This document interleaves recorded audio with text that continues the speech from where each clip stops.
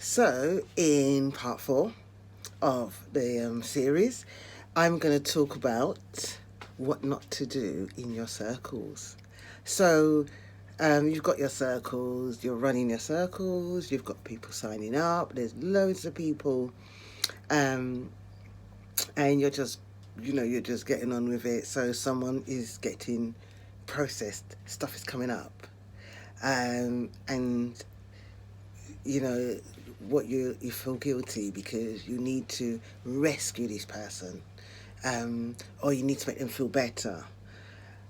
Now, if you've done a healing modality, you know there's something called a healing crisis, and sometimes we need to feel worse before we feel better. That's not to say anyone who comes to your circle is going to feel 10 times um, better or worse, but it's just having the discernment and awareness to know, what can I actually do?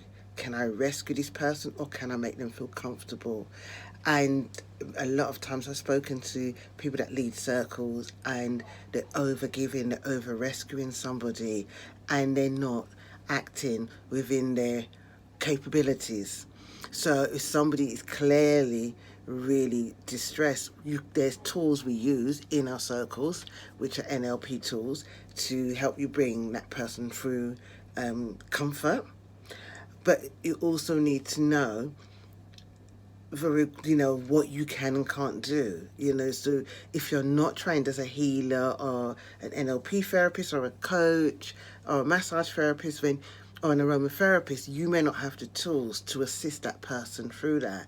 If you're just doing circle work, then you may be out of your depth. And this is why it's really important to have a list of healers and therapists that you can access, that you can refer onto if somebody's trauma comes up. And one good thing about the training that I offer is that you learn about limits of your responsibility. There's also an addition for you to take a healing or massage qualification with one of our recommended therapists or schools. So there's that you have, but we also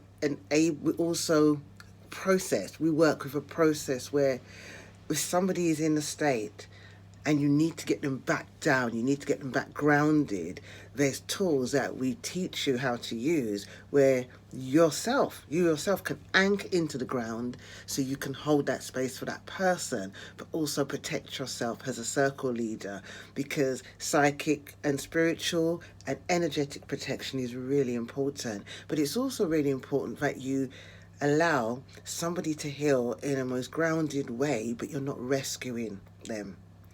You're creating a service and you're creating a space for them to come out. So what not to do is to think that you need to do it all. You really, even before you have your circles, ask yourself, who can I recommend?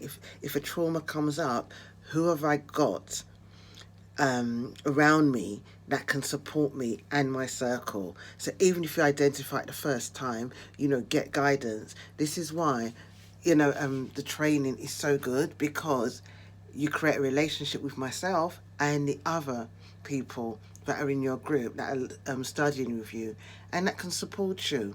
The content is so rich, it's so dense, especially level 2, because that's where you really learn your practice. But it's so rich and dense is that you feel so secure and confident to go out there, and to hold that space.